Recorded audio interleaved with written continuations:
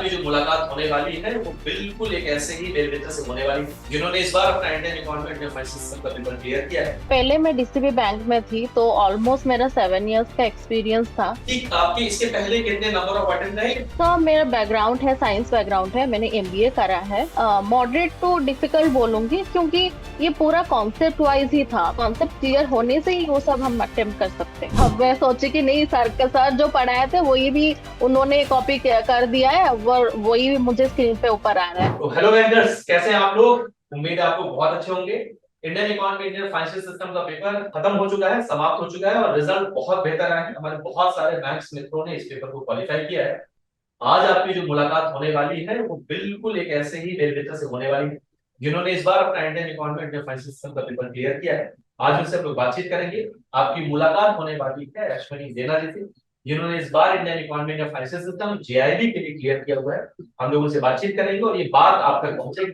हम उनकी पूरी जर्नी को जानना चाहेंगे, उनकी स्ट्रेटजी को जानना चाहेंगे और इस परीक्षा में उनके लिए सबसे ज्यादा हेल्पफुल क्या रहा, ये बात आप तक पहुंचाई जाएगी। तो प्रश्नों का सिलसिला शुरू करते हैं और बहुत बहुत स्वागत है आपका अश्विनी जी आज की मुलाकात में। Thank you sir. सबसे पहले मैं ये जानना चाहूंगा कि आपका कौन सा बैंक है और आप कब से बैंक में, और उसके पहले जो सबसे पहली चीज है वो ये है कि मेरी तरफ से और पीडब्ल्यू की पूरी टीम की तरफ से आपको आपके एग्जामिनेशन को क्लियर करने की बहुत सारी शुभकामनाएं। Thank you sir, thank you. तो कहाँ है आप अभी पोस्टेड और कौन से बैंक में है? मैं एचडीएफसी बैंक में अभी जॉब कर रही हूँ, भुवनेश्वर उड़ीसा में। पहले मैं डीसीबी बैंक में थी तो ऑलमोस्ट मेरा 7 इयर्स का एक्सपीरियंस था। ऑल्दो और हम लोग का मतलब प्राइवेट सेक्टर में इतना मतलब बेनिफिटेड नहीं है जेआईबी और सीआईबी क्लियर करने के लिए, और वो सब मतलब मैंडेटरी भी नहीं है, लेकिन फॉर नॉलेज और हम लोग को नॉलेज भी गेन करना चाहिए, तो उसीलिए मैंने जेआईबी के लिए अप्लाई किया हुआ था। ये मेरा सेकेंड अटेम्प्ट है। तो आप ही का मतलब वीडियो मैंने देखा हुआ है, मतलब ऑल मैराथन क्लासेस जो भी हुआ था मॉड्यूल ए के लिए, बी सी डी, तो सब कुछ मैंने देखा हुआ था। तो उसी में से आया हुआ था जो भी मतलब एग्जाम में मुझे लगा कि जैसे कॉपी पेस्ट करा दिया है, मतलब एग्जाम में कॉपी पेस्ट हो गया है और मुझे सब आंसर आ रहा है।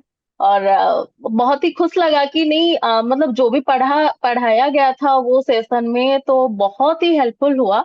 और मुझे ही नहीं, बहुत सारे एस्पिरेंट होंगे, मैंने कमेंट्स भी मैंने पढ़ा हुआ था कि जैसे कि सबको ही लिखा हुआ है कि नहीं नहीं, जो भी सर पढ़ाए थे उसी में ही से आया था। तो कुल मिला के क्लासेस आपके लिए बहुत मददगार हुई, तो बड़ी अच्छी बात है। और हमें खुशी इस बात से भी और है कि आपको ये क्लासेस आपके लिए हेल्पफुल रही और आपने इन क्लासेस की मदद से अपना एग्जामिनेशन क्लियर किया। ये बात बिल्कुल सही है कि आपकी जानकारी के लिए, क्योंकि अभी क्या है बैंकिंग सेक्टर में, चूंकि बैंकिंग सेक्टर नॉलेज ओरिएंटेड हो गया है।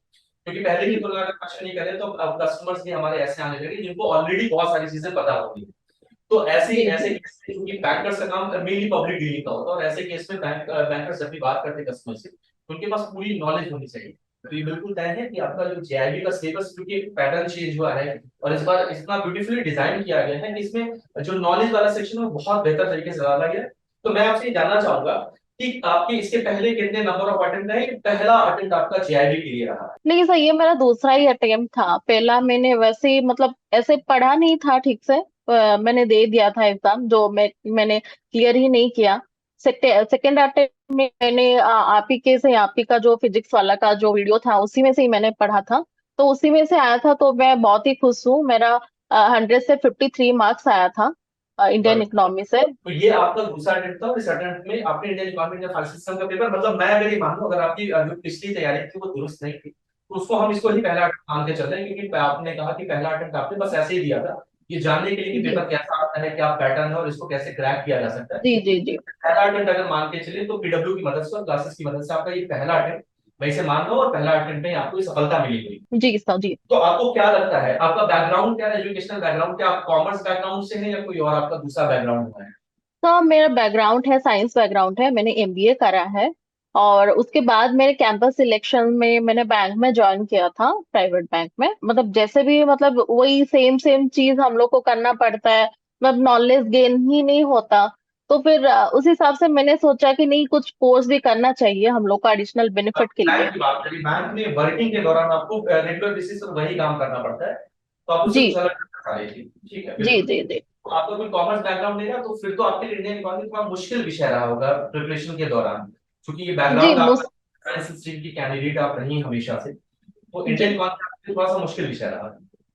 जी जी, मुश्किल था, लेकिन आपका वीडियो देख के मुझे आसान हो गया, मतलब इजी हो गया, मतलब ईच टीट बाय बीट आप जो समझा रहे थे, जो भी क्या आपका अच्छा मतलब पढ़ाने का तरीका। आपको पीडब्ल्यू की या मेरी जो इंडियन इकोनॉमी में फाइनेंशियल सिस्टम की मैराथन क्लासेस चली, आपने क्या सारे मॉड्यूल की मैराथन क्लासेस देखी थी, या जो हमारी 12 घंटे की मैराथन क्लासेस थी उन दोनों को आपने देखा? सब मैंने मतलब जो आपने पढ़ाया था ए बी करके, बी सी डी करके, और पूरा एक मैराथन क्लास लिया था लास्ट को, वो सब मैंने देखा हुआ था। दो तरीके की क्लासेस आई थी अश्विनी जी। एक थी हर मॉड्यूल पर हम लोगों ने प्रॉपर डिस्कशन किया था, हर यूनिट को जी कवर किया था, module A, module B, module C, module D करके थी, और एक मैराथन क्लास आपकी चली थी, वो 12 आवर्स की थी।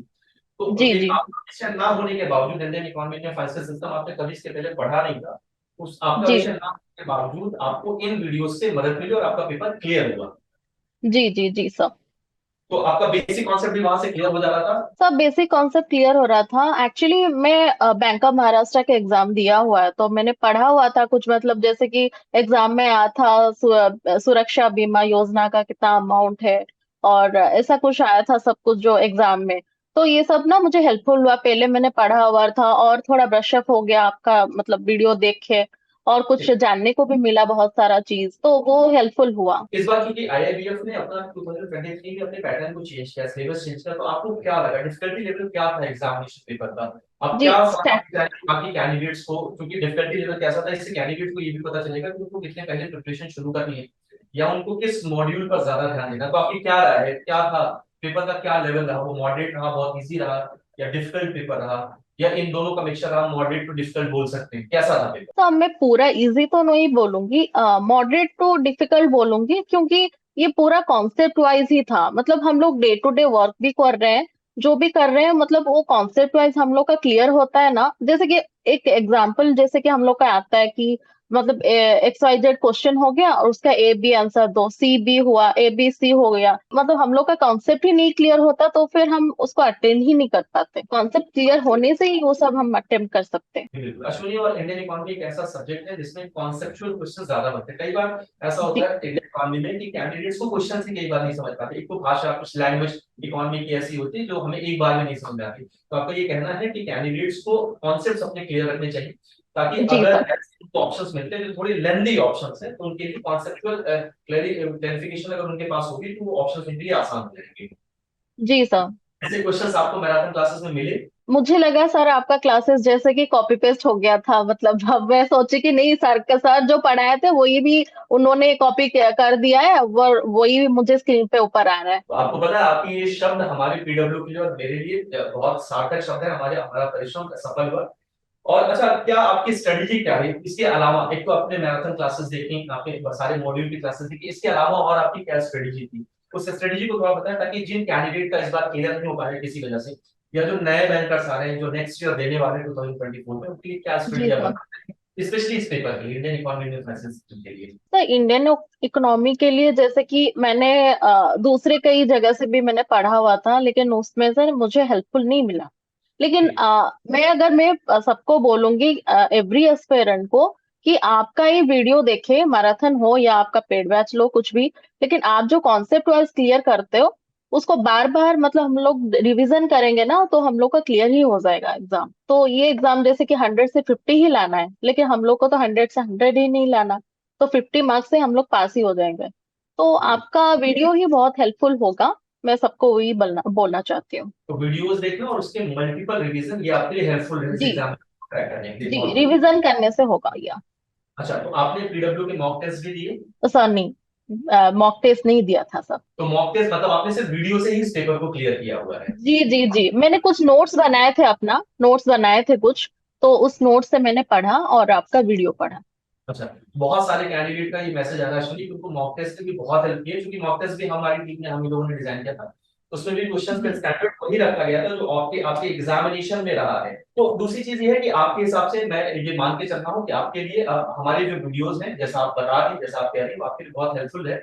अच्छा, वीडियोस में अश्विनी हम लोगों ने ये कोशिश की थी कि बहुत टिप्स वीडियो और बहुत ऐसे ही क्वेश्चंस रखे जाएं जो आपके एग्जामिनेशन में आते हैं, और क्वेश्चंस का जी समावेश इस तरीके से हो ताकि सारे हर तरीके के क्वेश्चंस हो, क्योंकि इस बार देखा गया कि आपके जो एग्जाम जैसे सेकंड शिफ्ट में और जो थर्ड शिफ्ट था उसमें ये देखा गया कि जो लेंथी क्वेश्चंस थे वो केस स्टडी बेस्ड, तो केस स्टडी वाले क्वेश्चंस में आपको कितनी मदद मिली इन वीडियो से, जो मैराथन क्लासेस आपने ली पे? सर वीडियो क्लासेस लेंदी जो क्वेश्चंस था मुझे बार बार पढ़ना पड़ा क्योंकि समझ में भी नहीं आ रहा था। दो तीन बार पढ़ने के बाद समझ आ गया। आप मतलब आप भी जो एग्जाम्पल दे रहे थे, एक एक वीडियो में आप एग्जाम्पल दे के भी पढ़ा रहे थे, तो उसमें मुझे हेल्पफुल हुआ। और एक बहुत इंपॉर्टेंट क्वेश्चन रहता है बैंकर्स के सामने, और मेरा भी कई बार सवाल रहता है अपने बैंकर्स दोस्तों से, टाइम मैनेजमेंट कैसा होता है? क्योंकि एक तो आपका काम बहुत हेक्टिक होता है, पब्लिक डीलिंग वैसे जी अपने आप में बड़ा हेक्टिक काम है, और फिर बैंक की टाइमिंग भी अब ज्यादा है, प्राइवेट बैंक में तो आपको और ज्यादा समय देना पड़ता होगा नेशनलाइज्ड बैंकों की जी तुलना में, सर, जी सर। प्रैक्टिकली ऐसा देखा गया। तो आपने टाइम कैसे मैनेज किया? मतलब आप टाइम भी मैनेज करती थी, और जेआईबी सीआईबी वाला हमारा पीडब्ल्यू का चैनल भी आप लगातार देखती, तो ये कैसे मैनेज हो पाता था? तो मेरा जो ऑफिस था, मैं क्लियरिंग हाउस में काम करती हूँ, क्लियरिंग डिपार्टमेंट है मेरा। तो मैं मॉर्निंग 6:30 से जाती हूँ, तो सुबह मैं पढ़ भी नहीं पाती। तो मैं 4 बजे या जी, 6:30 से मेरा ऑफिस होता है टिल 4 PM तक। तो उसके बाद में मतलब थोड़ा फ्रेश होके थोड़ा रेस्ट लेके 1 घंटे 2 घंटे बाद 5 या 6 बजे से मैं पढ़ाई स्टार्ट कर लेती थी, 6 बजे से। तो वो टिल 9 10 10 बजे तक मैं कंटिन्यू करती थी। तो मुझे थोड़ा टाइम मिल जाता था पढ़ाई करने के लिए। लेकिन आपकी जॉब, जो आपका जो शेड्यूल है वो बहुत हेक्टिक है, और ये हम सभी जी पीडब्ल्यू सर। की टीम आपसे कहना चाहेगी कि सुबह 6:30 बजे उठने के बाद और इस तरीके का काम करने के बाद पढ़ना थोड़ा मुश्किल है, लेकिन आपने वो अपना रूटीन बनाए रखा। तो आपकी क्या सलाह है कि इतने हेक्टिक जॉब के बाद भी, इतना हेक्टिक शेड्यूल होने के बावजूद, कितना लगभग समय देना चाहिए कैंडिडेट को, अगर कोई कैंडिडेट पहली बार देने जा रहा है, किसी वजह से उसका पेपर इस बार क्लियर नहीं हो पाया? सर वैसे तो मैं बोलती हूँ सर, जैसे कि आपका मैराथन क्लासेस हो गया या वो मिनी मैराथन हो गया, कुछ भी वो 2 3 घंटे तक ही चलता है। तो हम्म। वो वीडियो मैंने क्लियर करके वो पढ़ाई करके उसके बाद मैंने नोट्स भी प्रेफर किया, मैंने जो नोट्स बनाया हुआ था पहले। तो वैसे रफली मैं बोलूँ 4 घंटा तो देना चाहिए, 3 to 4 hours देने से मतलब लगातार देना चाहिए। ऐसा नहीं कि आज मैंने पढ़ लिया और दूसरे दिन नहीं पढ़ा, ऐसा नहीं है। मतलब रेगुलरली हम लोग को पढ़ना पड़ेगा, वही चीज बार बार मतलब पढ़ाई करने से ही हम मतलब क्लियर कर सकते हैं ये एग्जाम। रूटीन होना चाहिए और मल्टीपल रिविजन्स होने चाहिए। जी जी जी जी। आप जो भी हमारे नेक्स्ट कैंडिडेट्स हैं जो नेक्स्ट ईयर दे रहे हैं, या अभी उसके आगे जिनकी सोच रहे हैं, उनके लिए आपका क्या सजेशन होगा? क्या आप उनके लिए क्या सजेस्ट करना चाहेंगी? कैसे पढ़ाई हमारी होनी चाहिए? क्या क्या चीजें आपने क्या इसमें से फाइंड आउट किया कि क्या क्या चीजें, हो सकता है आपसे भी कुछ गलतियां हुई हो, और अच्छे मार्क्स आ सकते थे, या आपने कह चुकी पहले जी अटेम्प्ट में क्रैक किया है, तो आपके पास कुछ बेहतर सलाह हो सकती है उनके लिए? क्योंकि बहुत सारे ऐसे भी कैंडिडेट हैं जिनके पास बिल्कुल कई बार टाइम नहीं मिल पाता है, वो रात में 9 बजे घर लौट रहे हैं। क्या आपका सजेशन होगा उनके लिए? सर मेरा सजेशन रहेगा कि पहले सिलेबस को देखना चाहिए, सिलेबस में क्या है। तो उस हिसाब से हम लोग का ना रिसोर्सेज भी हम लोग को कम करना पड़ेगा। ऐसा नहीं कि मैंने आज फिजिक्स वाला का वीडियो देख लिया और किस दिन किसी का और का किसी और साइड का मैंने देख लिया, ऐसा नहीं होना चाहिए। तो एक ही रिसोर्सेस को देखना चाहिए। तो उसको बार बार रिवीजन करने से ही हम लोग को मतलब सक्सेस मिल सकता है। तो मैं बोलना चाहूंगी। और कंसिस्टेंसी मेंटेन करना चाहिए, तो हर दिन पढ़ना चाहिए। और विदा लेते समय मैं एक बार आपसे फिर ये जानना चाहूंगा कि आपकी इस पूरी जर्नी में, आपकी एग्जामिनेशन क्रैक होने में हमारे चैनल जेबी सीआईबी वाला और पीडब्ल्यू कितना मददगार आपके लिए साबित हुआ, और ये क्या आपके लिए लेकर आया? मैं यही बोलना चाहूंगी कि पहले तो मतलब बहुत सारे इंस्टाग्राम में यूट्यूब में फिजिक्स वाला का एड वर्ड ऐसा ऐसा आता था पहले। मुझे पता था नहीं फिजिक्स वाला अच्छा अच्छा है, मतलब ठीक है। तो मुझे पता नहीं था एक्चुअली वीडियो में इतना सारा इतना अच्छा कंटेंट लाते हैं सब कोई। तो मतलब जैसे कि मॉडल वाइज लाते हैं, मतलब किसी भी कोई भी मतलब सब्जेक्ट भी नहीं छूटा। कोई रिसोर्सेस आप यूज करो या ना करो, मतलब फिजिक्स वाला जरूर देखो। मुझे लगता है ये कॉपी पेस्ट जैसे लग रहा है मुझे कि नहीं, मतलब जैसे मुझे लगा कि मैंने पहले जब क्वेश्चन सब देखे कि यार ये कैसे हो गया, ऐसा होता है क्या, कभी होता है क्या, मैंने तो नहीं देखा पहले। तो मैं बोलूंगी कि मुझे तो बहुत ही हेल्पफुल हुआ ये वीडियो। तो मैं थैंक्स बोलना चाहती हूँ सर आपको। तो many many thanks to you sir and all physics वाला टीम।